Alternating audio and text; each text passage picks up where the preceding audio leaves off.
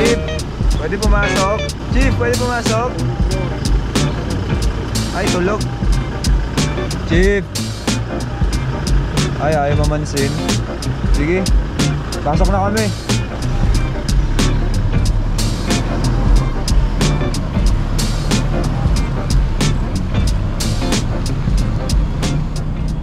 What's up guys? It's time to get lost again. And nandito tayo sa Ilocos Norte. Ilocos Norte. So magka-camp tayo dito ngayon sa North Beach Camp. North Beach Camp. So ito yung parang nabitin ka. Ayaw pa. So kung hindi nyo pa napapanood yung video namin, yung pinaka-last na video ng Sunset Socials, to panoorin nyo, yun yung pinaka-last video. So ngayon nandito pa rin kami sa Ilocos. So nakita namin to North Beach Camp. Mukhang maganda, kami lang din yung guest dito. So magka-camp tayo dito ngayon. So papakita namin sa inyo yung lugar dito. First impression. Solid kasi pwede mo isagad yung kotse. Yun yung hinahanap namin palagi eh, na pwede kang mag overlanding doon malapit sa dagat. So ayun lang yung dagat. Saka, ayun o, si Goldie. Yeah. Say hi!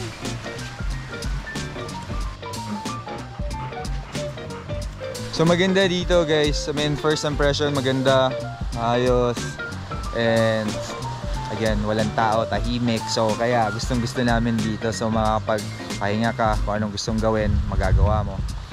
And ayun, solo natin to. Check natin yung spot. Oh, kakarating lang namin eh. So set up muna kami. Alright, let's go, let's go.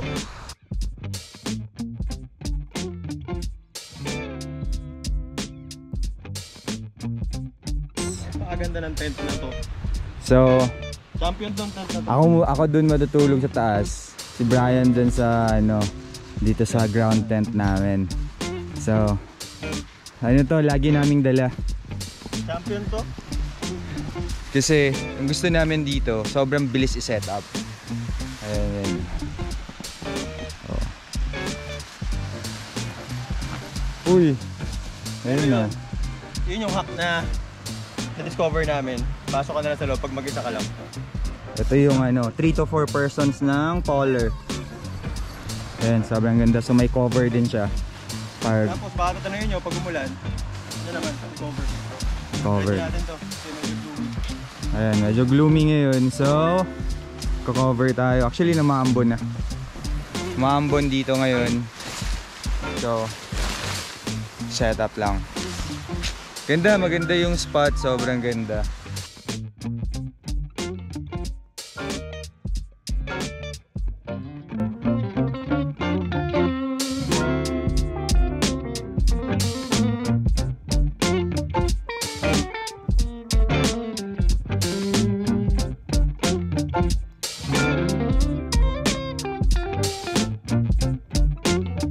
Bro, ano niluluto mo dyan?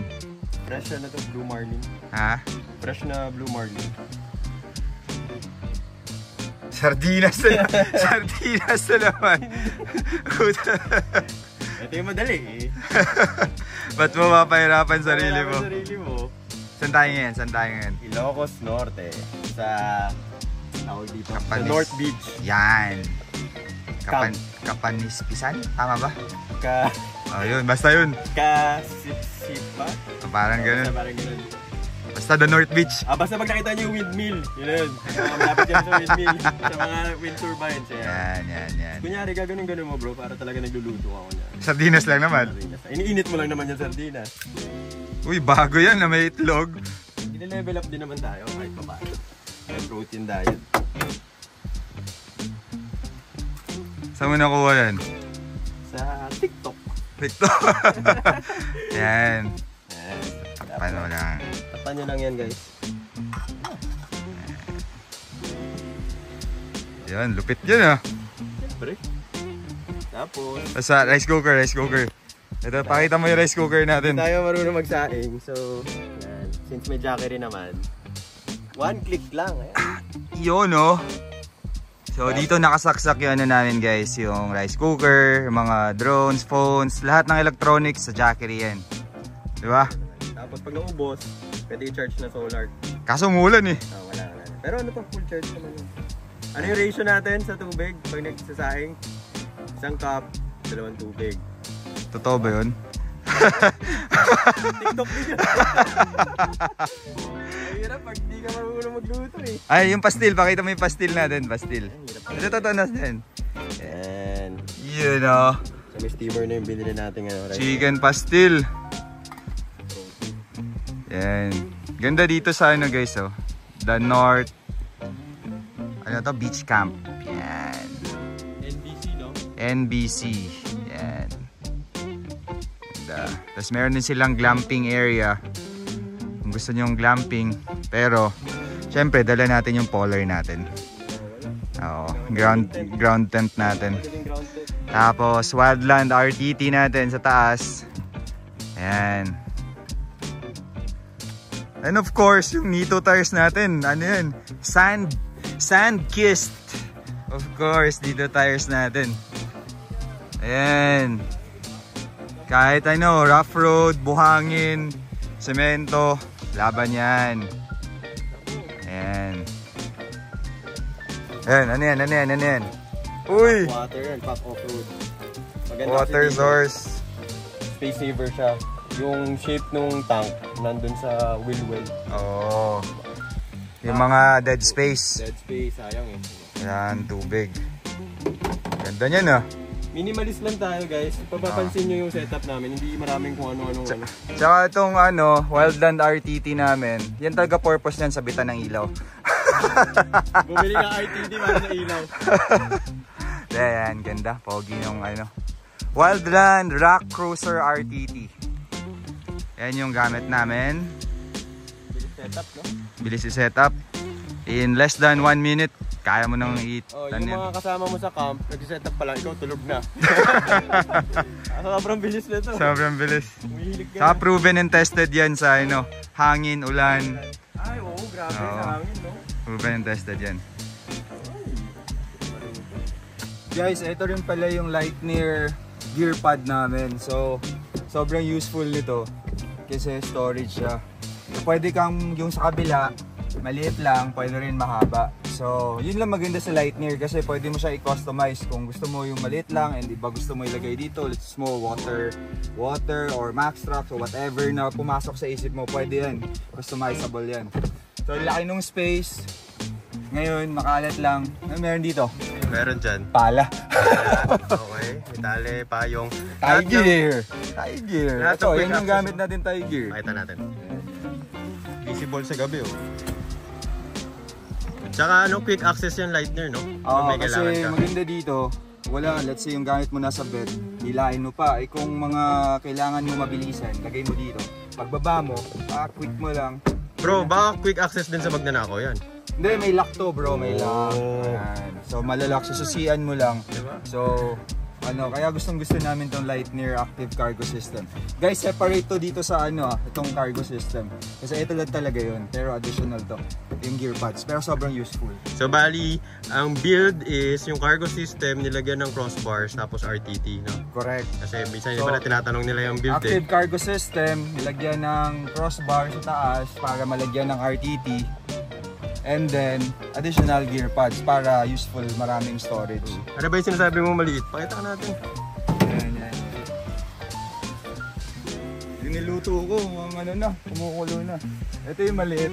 Medyo madilim lang, pero ito yung maliit. Maano rin siya, oh? Ano to? Waterproof and sturdy. So, anong plano dito? Ito, baka lagyan ko ng jet ski. Lalagyan ko siguro ng isa pa. Water tank. Or, we'll see. Bahala na kung pumasok sa isip. Kasi hindi pa naman natatapos. Unti-unti lang. Uy, nakikita nyo ba yan? Kimchi yan. Bro, ang ganda ng t-shirt mo. Guys, thank you pala sa Electric Century kay J-Lab. J-Lab, idol. Ito sabi ni J-Lab. Hawakan mo lang daw tong kidlap na to.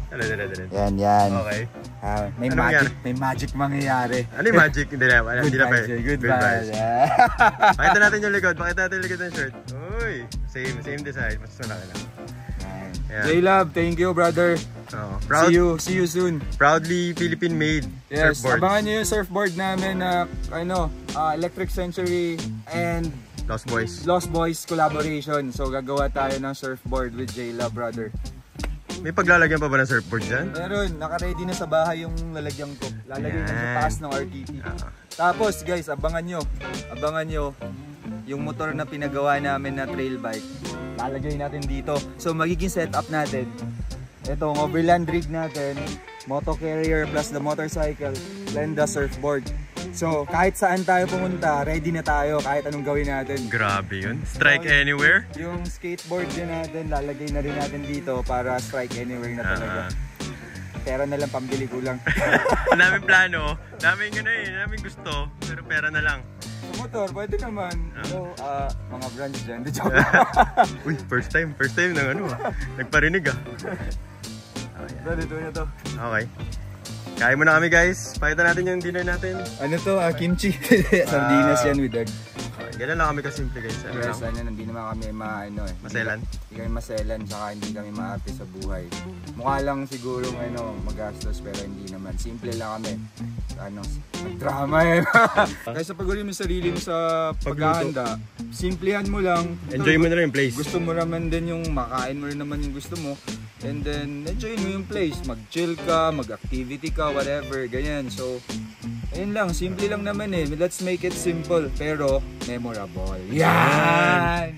Guys, yung sinabi niya, yun ang excuse ng mga walang pera. Okay, dinner muna kami. Kain na. Ciao.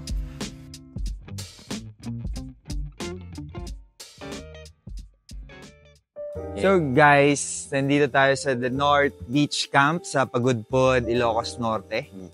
And bibigyan namin kayo ng mga tips and mga basic informations. Yung mga usual na tanong nila. Usual tanong para para mapadali din yung buhay niyo pag pumunta kayo dito. So, again, saan to? The North Beach Camp, Pagudpod, Ilocos Norte. Wazeable ba? Wazeable, makikita nyo. And then, gaano katagal biyahe? Malapit lang ba to? Ilocos Norte to. Ilocos Norte. Kami 9 to 10 hours. Pero kasi, ang diskarte natin, mas tayo maaga, madaling araw, para walang traffic. Pero yung mga around 10 hours, more or less. Depende kung saan yung galing. And then, kaya ba ng 4x2 or sedan? Kaya ba ng 4x2 or sedan? Baby, no. Kaya ba ng 4x2 and sedan? Kaya. Kaya 4x2, kaya sedan, kaya motor. Sementado all the way. Yes. And then rates. Magkano ba rate dito? For overlanding, car camping, charge sila is 500 per person. 500 per night. Per person per night. Per night ba? Per night. Per night. And then maganda dito, may mga glamping area sila. May cottage room, parang A-type kubo. So, pwede kayo magstay din doon. For the rates, guys, message nyo lang sila sa page nila, The North Beach Camp. Responsive naman sila. And CR, decent CR. Water pressure, maganda rin. Okay naman. Maganda siya. Signal, ayan. LTE. May LTE naman, guys. Sa Globe to, Globe. We're talking about Globe. May signal. Signal siya. So, makakontak kayo and makakapag-update kayo sa mahal nyo sa buhay. Yan. Anong feedback natin? Kasi ngayon kasi walang hangin eh. Ngayon, walang hangin. Tsaka umambon. Medyo malamok ngayon. So, di ko alam kung laging ganito or nagkataon lang ngayon. But outdoor to, guys. So, be ready lang din. Dala kayo ng mosquito repellent nyo. Dala lang kayo ng panlaban nyo sa lamok. So, again, yun nga, sabi ni Bray, adventure to yung ginagawa eh. Outdoor adventure. So, dapat prepared kayo lagi. Pero yun yung gusto kasi natin. Binibigay na natin sa kanila yung information. Kasi honest naman tayo Yes. And dito sponsored. Hindi naman ito sponsored. Kaya honest kami. So, at least, pag pumunta kayo, less hassle na for them. Alam nyo na yung mga dadalhin nyo or ganyan. So, car camping area, eto. Ilang rigs, bro? Tingin mo? Ang pinaka beachfront siguro mga 3 rigs. Dito, 3 to 4. Tas the rest, medyo dito ka na sa likod niya. And then, yung sand niya, white sand na hindi ganun kapino, pero maganda. Yung dagat, swimmable? Swimmable, pero yun nga, na-mention na ba kanina, medyo parang depende sa season, parang madumi, no? May mga ano lang ngayon. May mga... Hindi basura, guys, ha? Hindi basura. Yung natural na dumi. Maganda dito, guys, kasi ito may mga swing, may mga tables na pwede mong kainan. Hammock. May hammock, may bonfire area. So, maganda. Medyo aesthetic yung datingan. Pwede mag-photoshoot dito. Tsaka location-wise, di ba bro? In between siya ng Saud Beach. Yung dalawang sikat na beach dito sa Ilocos Norte. Saud and Blue Lagoon. Yes. Diba? Kapag sinabi mo kasing Pagudpod, ang sikat is Blue Lagoon, Saud Beach. Ito nasa gitna ng dalawa. So, medyo lesser known compared to the other two. But you get best of both worlds. Maganda. Pwede mo i-combo. Kaya dito kayo nag-i-stay. Maganda. Surf kayo dun sa Blue Lagoon. Mag-swimming kayo dito sa Saud kasi napakaganda rin ng shoreline doon. Oo, tama. And then, dito pala, they serve breakfast. Pero other than that, wala na silang yun yung sabi ni Kuya. Sabi ni Kuya kanina. May mga breakfast. So, yun, maganda dito. Nagustuhan naman namin. Malinis, walang basura kami nakita. Tsaka ngayon kasi walang tao, so kaya solo namin. Nag-uwian na no? Kasi Sunday na. Sunday na kasi ngayon sa Sunday, so nag-uwian na yung mga tao.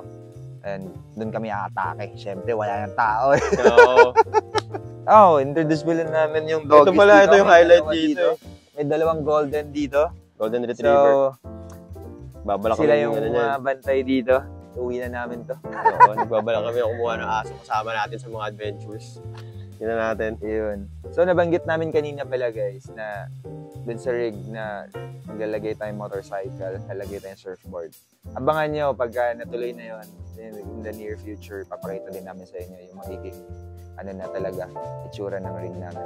So, pinapanindigan na natin bro yung strike anywhere. Sabihin ko na sa kanila para matuloy. Kasi mahiya ako, hanapin nila, ba't wala yung surfboard? Walang motor dyan. Para ma-pressure ako. Para ma-pressure ako. Tsaka, syempre, suporta tayo, tsaka tutulungan tayo ng kaibigan natin, si J-Love. J-Love, Brother J-Love of Electric Century. Century. Quality surfboards. Yan. Idol. Legend yan. I guess, ano ba bang meron dito sa NBC? North Beach Camp. So far, chill na vibe yun. Sobrang chill na vibe. Gusto nyo magpahinga, gusto nyo mag-road trip na medyo malayo. Therapeutic din naman. Sarap mag-drive. Maganda to. So, silipin nyo na din siguro yung Patapat Bridge. Medyo malapit na lang. Sigat yun. Ano pa ba madadaanan nila bro? Kasi syempre malayo. Most of them, di ba, they want to parang sulitin na yung vegan. Pwede, di ba? Marami. Vegan. Sand dunes. Marami silang pwedeng daanan. Pero, alat lang kayong time.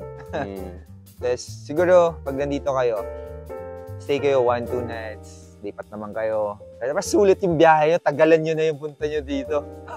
Kasi, matagal din yung biyahe. Tsaka maraming i-offer itong Ilocos Norte. Hindi lang naman beach. Ilocos Norte, medyo underrated siya for me Pero nung kanina nag-explore tayo ng mga tagundaan, maraming maganda.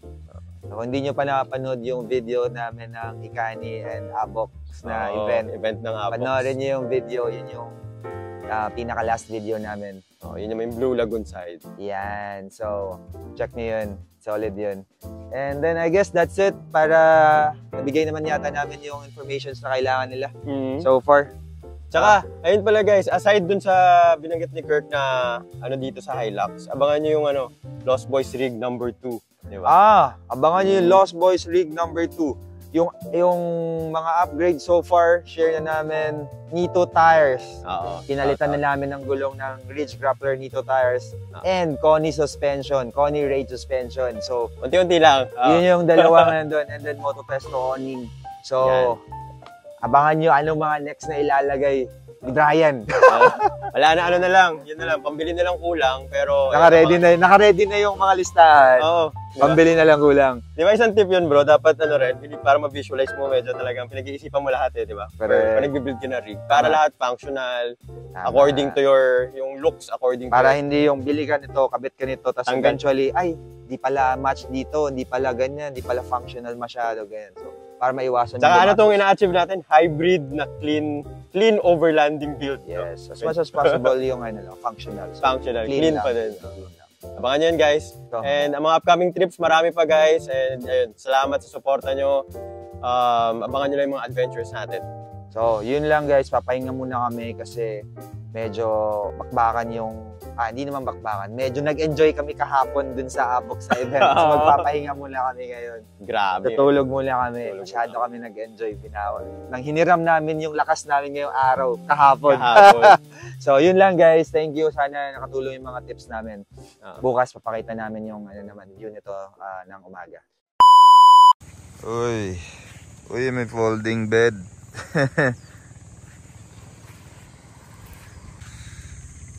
What up? Morning, bro. Hey guys, good morning. Morning. Good morning, guys. Pakita namin sa inyo tong North Beach Camp, yung mga amenities niya. So, nandito sa likod, may bonfire area tayo. Ayan. Tapos, nandyan yung mga hammocks, around 4 to 5 hammocks under the coconut trees. And then, on that side, meron tayong common area or dining area. May accommodation sa taas. And this is the swings. Diyan tayo kagabi, tumambay. Ayan. Tapos nandun sa medyo dulo yung mga A-frame accommodations nila. Tapos ito yung beach. Ayan. Hindi mo may miss to eh. Laki ng NBC oh. Ito, NBC. North Beach Camp. Ayan. Ayan. Beachfront. Beachfront siya. Ayan. White sand. Reef bottom lang. May konting sand naman. Ay pa din. Parang unggoy dyan ah. Okay guys, ito yung isang klase ng accommodation nila. Kung di kayo magka-camp, may available na mga rooms dito. Ayan.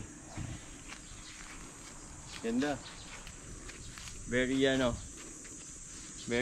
nature vibe. Ito naman yung nabanggit namin kagabi na glamping area. May dalawang accommodation dyan na for glamping.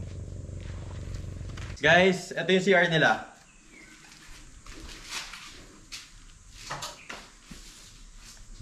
Dalawang shower, dalawang toilet. Okay. And may sink. Guys, dito naman may parang kitchen sila. Open to sa lahat ng guests. Common area, parang ganong common kitchen. Common kitchen. Yan. So pwede kayo magluto. Pwede magluto. Saing. Saing. And then pwede rin kayo bumili ng breakfast dito. May mga beer din. Coffee, beer, coke, and soft drinks.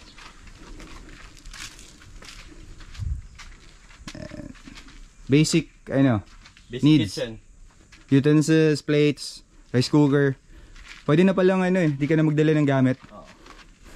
Mas pansin ko dito, very strict sila sa basura. Oo. So guys, be responsible camper. Segregate nila. Ito naman, another common area nila. Ganda ng vibe dito. Beachfront ka, facing the beach. May mga couch dito, swing. Ganda. O dito. Shit ka lang dito. Makakatulog ka na dito, Shesto. Shesta ka dito. Tapos may nakita ko shower. Swing ka dun. Shower area na. Yun Beachfront. Tapos may view ka ng windmills.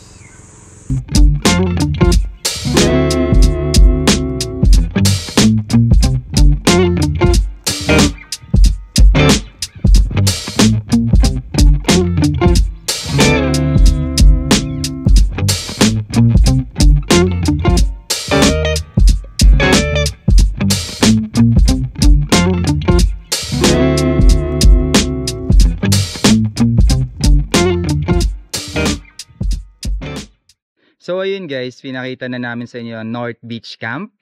And sana nakatulong yung informations na binigay namin if ever nandito kayo sa area or plan nyo pumunta dito sa Pagudpud area. So Kaparispisan, tama ba kuya? Kaparispisan? Yun. Yun yung place. Yun yung barangay dito. Barangay, So gitna yun ng Saud tsaka Blue Lagoon na area. So ano masabi mo dito? Kung naghanap kayo ng lugar dito sa Ilocos area, na-mention ni Kirk, kung nandito kayo, and gusto nyo yung masasagad nyo yung kotse, Maka-consider mo to. pwede mo i-consider to. Magandang vibe, kompleto ng amenities. Consider nyo to. The North Beach Camp, NBC. Maganda. So, ayun guys. Nag-enjoy kami sa stay namin dito. Maganda, peaceful. Budget friendly. Budget friendly, perfect for overlanding. And for if may mga accommodations and if kailangan nyo. So, I guess this is it for our North Beach Camp adventure. Into the next. On to the next. May mga dadaanan pa tayong spot, but that will be on a separate video.